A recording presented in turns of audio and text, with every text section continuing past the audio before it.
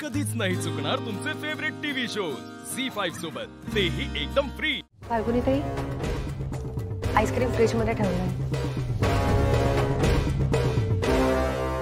मी आले 7 पाय दूर।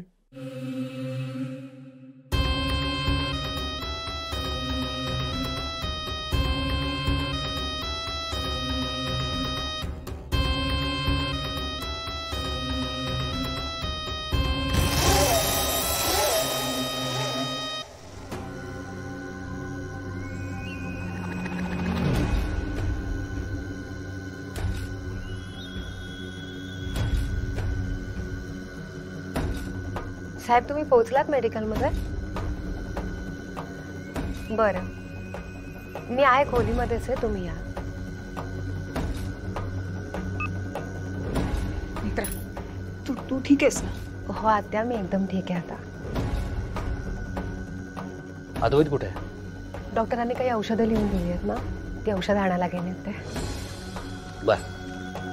बरं, तू आता आराम कर प्लीज। बरं, डॉक्टर काय म्हणाले? म्हणजे अचानक हे असं का झालं? खरं तर डॉक्टरांना सुद्धा कळत नव्हतं नेमकं काय झालंय ते। म्हणजे पण ते बाळ? हा, म्हणजे डॉक्टरांना अंदाज येत नव्हता काय झालंय ते, पण मग त्यांनी काही टेस्ट केल्या, सोनोग्राफी सुद्धा केली। काळजीचं काहीच कारण नाहीये, बाळ अगदी सुखरूप आहे। पण मला असं वाटतं की तू हवा तेवढा आराम करत नाहीयेस। हो, आणि शिवाय तू जो सततचा स्ट्रेस घेतेस ना, तो घेणं थांबव आधी। बाबा, मी खरंच प्रयत्न करते आहे, पण आज हे जे काही झालं ते इतकं अनपेक्षित आहे ना, म्हणजे खरंच कळलं नाही नेमकं काय झालं ते। मित्रा, कसे आहे? बरी आहे ना तू? हो, मी बरी आहे। पोटात दुखत नाही ना? नाही, आता अजिबात दुखत नाहीये। अरे फाल्गुनी, खाली सगळं ठीक आहे ना? म्हणजे विरोचकाला डाऊट वगैरे नाही आला ना? नाही, उलटा विरोचक तो खूप टेन्शन मध्ये होता। का?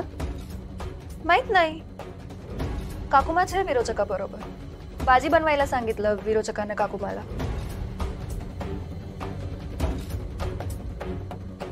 विरोचक टेन्शन मध्ये का असेल?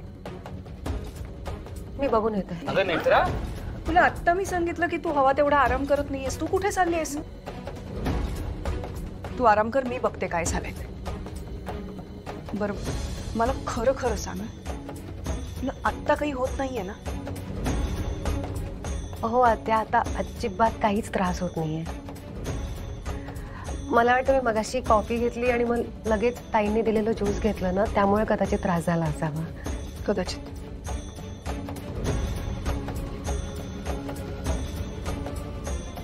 ज्यूस? मी कधी आणून दिलं ज्यूस? मगाशी नाही का तासाभरापूर्वी तुम्ही मला ज्यूस दिलात?